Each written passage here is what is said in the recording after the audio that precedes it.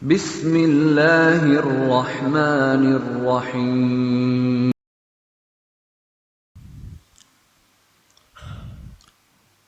Bismillahirrahmanirrahim. Assalamualaikum warahmatullahi wabarakatuh. Alhamdulillahi rabbil alamin, wal aqibatu lil muttaqin, wala udwana illa 'alal zalimin. Asyhadu an la ilaha illallah wahdahu la syarikalah, wa asyhadu anna Muhammadan abduhu wa rasuluh.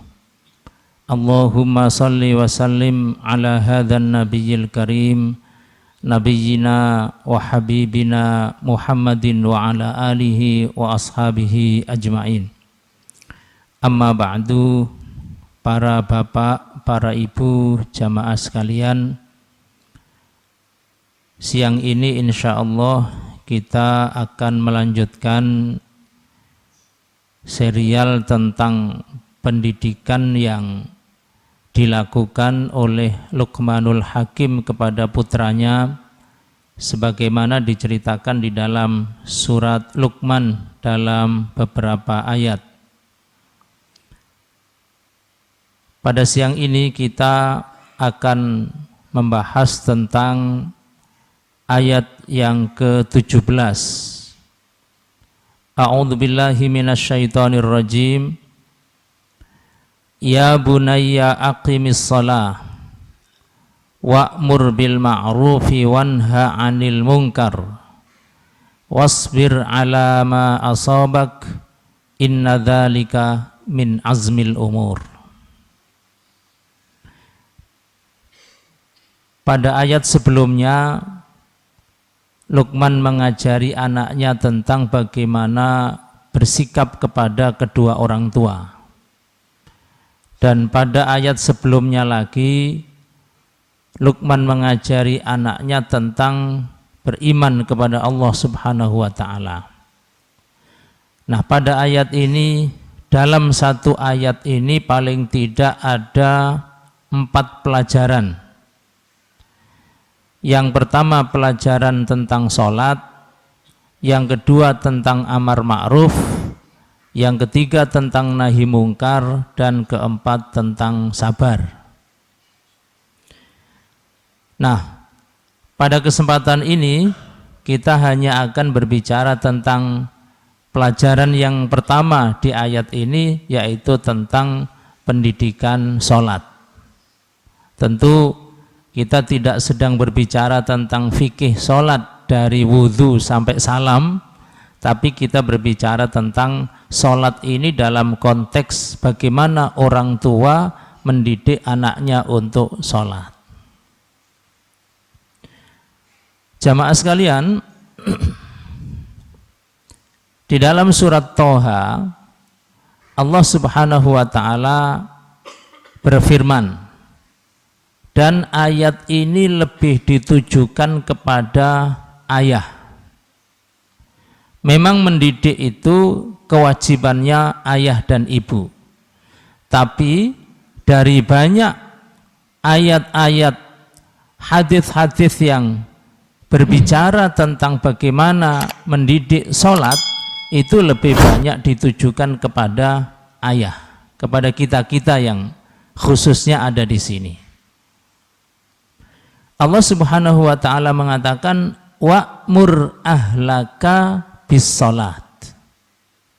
Wa'mur, suruh, perintah, ahlaka, keluargamu. Ka di situ berarti dhamir mukhatab kalau dalam ilmu nahwu. Artinya ditujukan kepada laki-laki, ditujukan kepada ayah, ditujukan kepada kepala keluarga. Wahai para ayah, wahai para keluarga, perintahlah keluargamu sholat. Artinya di pundak kita, para ayah, ada tugas berat, yaitu menyuruh, mendidik, memberi contoh, mengajari istri dan anak-anak untuk sholat. Mau atau tidak mau, suka atau tidak suka, perintah itu sudah diberikan oleh Allah kepada kita, para ayah. Tidak bisa mengelak. Wa'mur ahlaka bis sholat, suruh anakmu, keluargamu sholat. Jadi kalau ada azan, maka orang tua, dalam hal ini ayah, harus bicara. Nak, ke masjid. Bu, sholat. Jadi harus bicara. Jangan diam saja, atau jangan berangkat ke masjid sendiri kelunus-kelunus. Bojone sik ndelok TV, anake sik HP-an. Nggak boleh begitu. Harus ngomong. Wa'mur ahlaka bis sholat, suruh anakmu sholat. Kalau anak yang gede lagi di warung, telepon. Wa'mur, suruh. Jadi harus ada perintah. Tidak boleh diam, atau sekali lagi tidak boleh berangkat ke masjid sendiri, yang lain tidak diajak, tidak. Perintahnya tegas, tidak pakai dijelaskan, sudah jelas sendiri itu. Wa'mur ahlaka bis sholat, suruh keluargamu sholat. Satu. Yang kedua, wastabir alaiha, sabarlah kamu wahai ayah dalam rangka untuk menyuruh anak dan keluarga sholat. Mendidik anak sholat itu apakah mudah? Tidak. Gugah anak tidur untuk diajak ke masjid apakah mudah? Tidak juga. Menyuruh ibu mateni sinetron lalu berangkat sholat apakah mudah? Tidak juga. Nyun sepunten Bu nggih, tidak juga. Karena itu Allah bilang dalam menyuruh mengkondisikan keluarga untuk sholat itu perlu sabar. Kenapa? Itu ujian. Wastabir alaiha. Abot. Apalagi kalau bapak ini gak nang masjid, tambah abot meneh. Wong bapak ini gak nang masjid kok anaknya dikongkon nang masjid. Anak kecil, laki-laki, ada adzan subuh, ajak ke masjid. Cik cilik, kapan maneh? Kalau gede tidak mungkin. Ya karena masih kecil itu harus diajak. Dan itu wastabir alaiha. Sabar. Sabar itu berusaha keras. Jangan menyerah, itu sabar. Nah, yang ketiga, la nas'aluka rizqon, aku ndak minta kamu rizki. Kenapa? Urusan sholat habis itu kok rizki? Apa hubungannya? Di dalam tafsir Ibnu Katsir juga ditanyakan di situ kenapa di awal Allah itu menyuruh kita mengajari anak sholat. Kok setelah itu ke masalah rizki? Aku gak minta kamu rizki. Laki-laki, aku gak minta kamu rizki. Kata tafsir Ibnu Katsir, ini karena sesuatu yang biasa dijadikan alasan oleh kaum laki-laki untuk tidak ke masjid itu adalah urusan golek rezeki. Ada tukang batu, tukang kayu, zuhur istirahat kan, zuhur selesai kerja. Karena tukang kayu, tukang batu di masyarakat kita itu bukan jam ukurannya, tapi azan. Azan zuhur selesai. Tapi tukang kayu, tukang batu selesai azan, terus ning ndi? Apakah ke masjid terus sholat? Enggak kan? Mulai. Jam 1 mulai kerja lagi. Asar istirahat toh, berhenti. Berhentinya asar itu apa? Ke masjid. Dan masjid apa mboten? Enggak. Jadi ternyata banyak orang meninggalkan sholat, atau sholat tidak tepat waktu, atau sholat tapi tidak ke masjid padahal laki-laki, alasannya nyambut gawe. Makanya Allah menanyakan, lanas aluka rizkon, aku lo gak njaluk kon rizki. Nahnu narzukuk, justru aku yang ngasih kamu rizki. Wong rizki iku teko aku. Lho aku tak kongkon sholat kok gak gelem.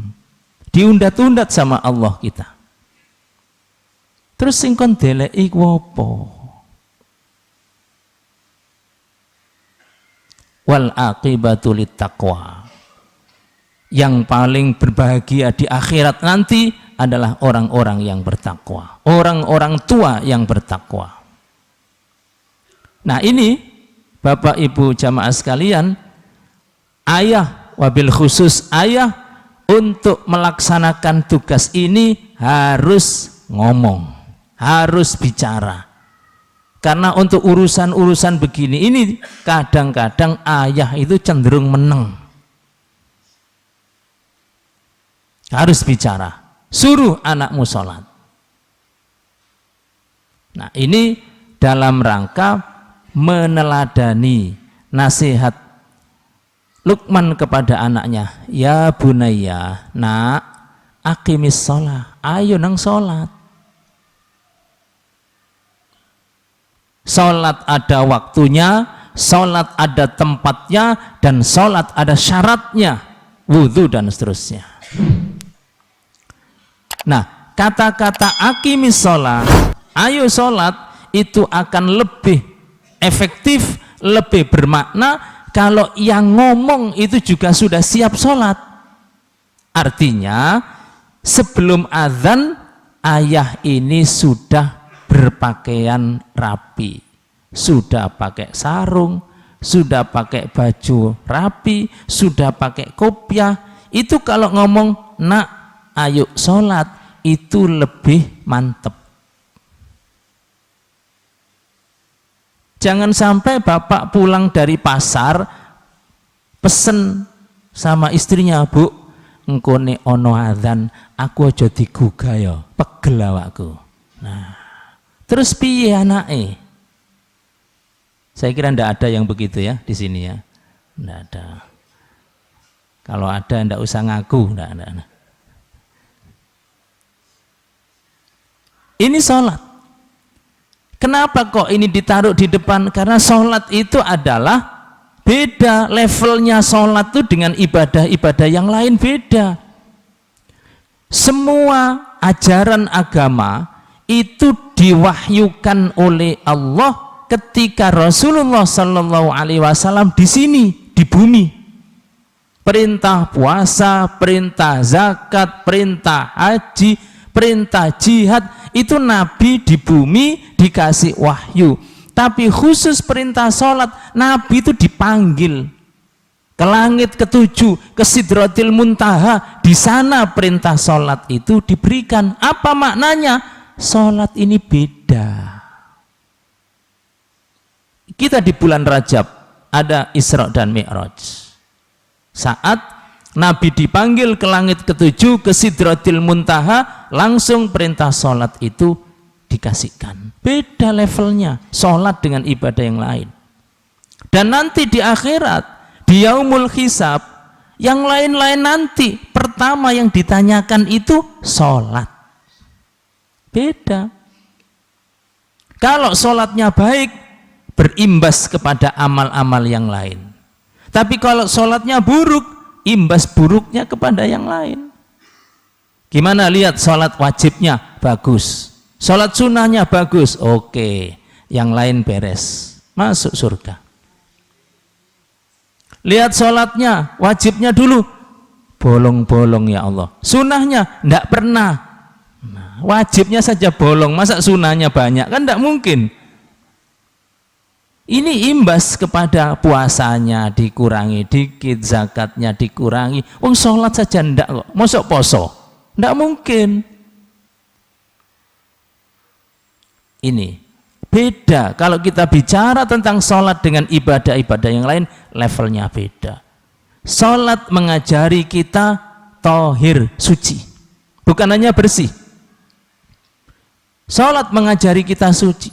Misalnya, orang yang tidak sholat itu kalau mau pipis di mana saja bisa, gak pakai cewek. Kenapa? Tidak mikir sholat.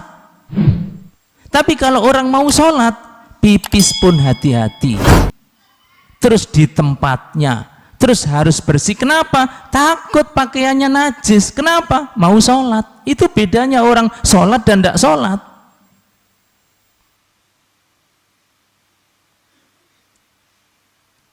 Kok rada berat ngaji iki. Kok nyeneni ngono kita. Enggak nggih, biasa mawon nggih. Itu salat. Mengajari kita untuk bisa bersuci sejak anak-anak kita tanamkan. Tidak cukup bersih tapi juga suci.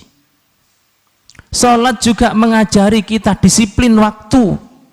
Karena sholat itu ada waktunya, tidak bisa didahulukan, tidak bisa diakhirkan di luar waktunya. Subuh itu dimulai dari terbitnya fajar shodiq dan berakhir terbitnya matahari. Tidak bisa sebelumnya, tidak bisa setelahnya. Disitulah kita sholat subuh. Zuhur juga begitu, dimulai dari matahari mulai bergerak ke barat sampai dengan waktu asar. Tidak bisa sebelumnya, tidak bisa setelahnya.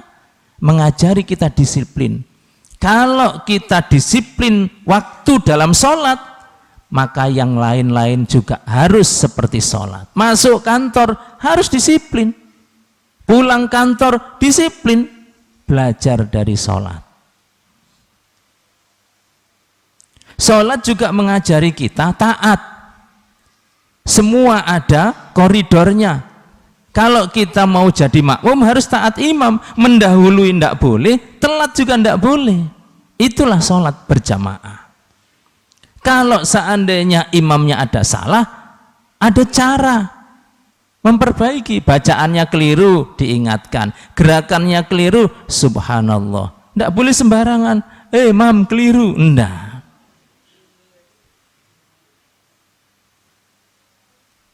Sholat itu mengajari kita baik dalam seluruh kehidupan kita. Karenanya nasihat pertama kali Luqman kepada anaknya, ya bunai, nak, aqimis sholat, kon nang sholat.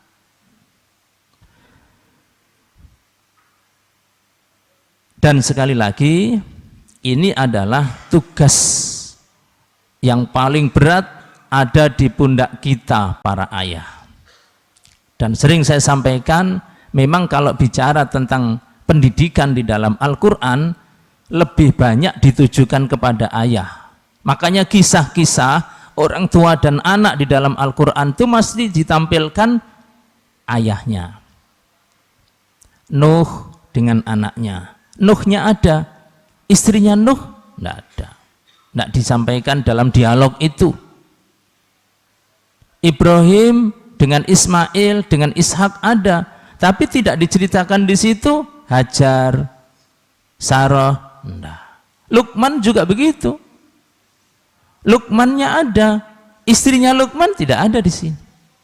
Sekali lagi ini menunjukkan tugas pendidikan anak dalam keluarga lebih berat ada di pundak kita para ayah. Saya kira cukup di situ, kita sampai pada kalimat yang pertama, ini pun belum selesai. Insya Allah dilanjutkan pada pertemuan berikutnya. Ada pertanyaan? Offline, online?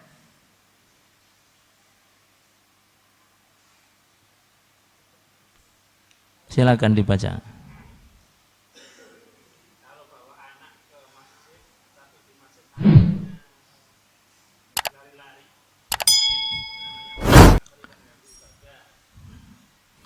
Bawa anak ke masjid,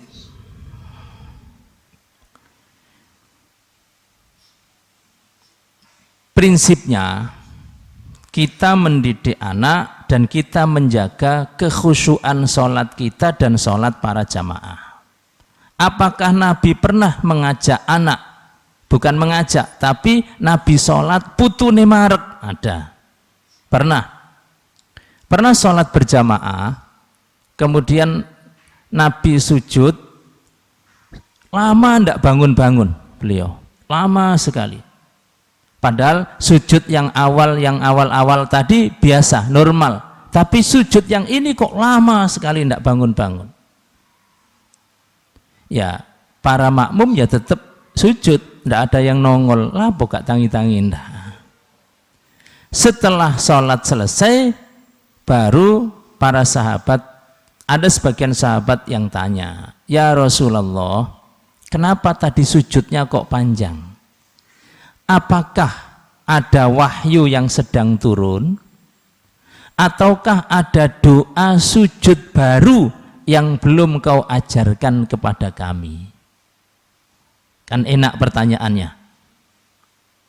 Kata Nabi, tidak ada. Hanya waktu saya sujud, putu Hasan dan Husain yang itu masih kecil, naik dua-duanya ke pundak sini. Tidak ngerti kalau sholat, sujud ditumpahi mbae. Nah, saya tidak ingin mereka kemudian nangis, kalau jatuh nangis, saya tunggu sampai mereka turun sendiri, baru kemudian Allahu Akbar. Nabi pernah terjadi itu dan tidak mengganggu jamaah yang lain. Jamaah malah tidak tahu. Taraweh, satu ketika Nabi sholat malam, sahabiat ikut, ibu-ibu juga ikut. Nah, ibu-ibu yang membawa anaknya itu juga membawa mukassarat, membawa makanan untuk bayinya itu. Artinya nanti kalau sewaktu-waktu bayinya nangis atau anaknya rewel, dikasih makanan ini meneng. Nah, dari dua kisah ini, boleh sepanjang anak itu terjaga dari najis, sepanjang anak itu tidak menajisi masjid, dan tidak mengganggu sampai membatalkan sholat, itu boleh. Tapi harus ada langkah antisipasi. Kunik nangis piye? Itu sudah harus disiapkan. Kalau anaknya aktif lari-lari, ojo milih soft ngarep, mbok yo nok mburi-mburi ae. Kan begitu antisipasi. Sudah tahu anaknya aktif, milih soft di depan, hancur sholatnya semua orang ini. Nah, itu tidak antisipasi. Apa dilarang saja? Nggak. Kalau anak kita dilarang ke masjid, siapa yang akan melanjutkan ketika nanti kita sudah tidak ada? Kalau kita mati, yang ke masjid siapa? Makanya masjid itu harus ramah anak. Ketua takmir itu wajahnya harus nyemanak gitu. Jangan ketua takmir itu medeni arek cilik. Nah. Bila perlu disediakan makanan yang anak-anak seneng, biar ke masjid, jangan lari dari masjid.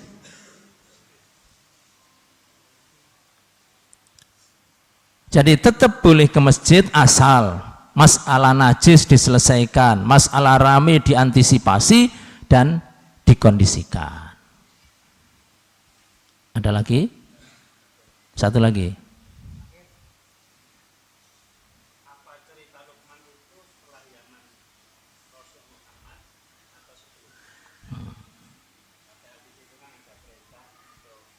Ya.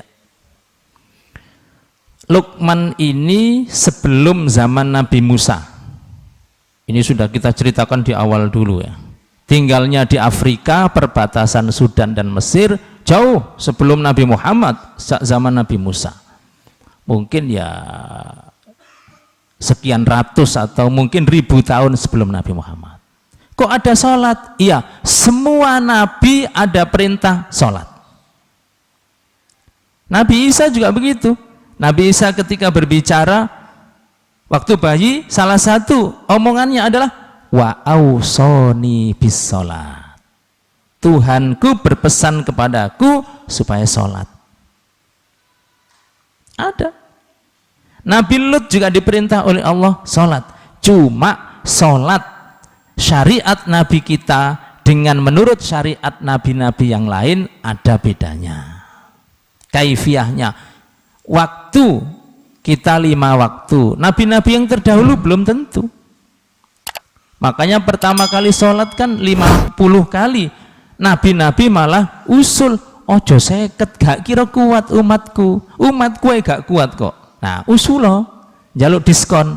Itu nabi-nabi dulu itu sudah ngerti sholat itu.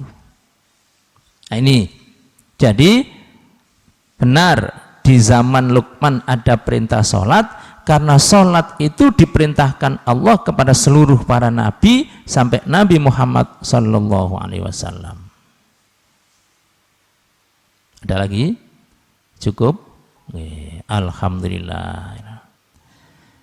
Kita baru pada tema yang pertama, yang berwarna merah, itu pun belum selesai. Mudah-mudahan kita bisa ketemu di sini lagi dalam keadaan sehat. Alhamdulillah. Jangan sampai sobok ini mergoloro gitu loh. Nah, mudah-mudahan sehat semuanya. Amin. Aqulu qauli hadza wa astaghfirullah. Wassalamualaikum warahmatullahi wabarakatuh.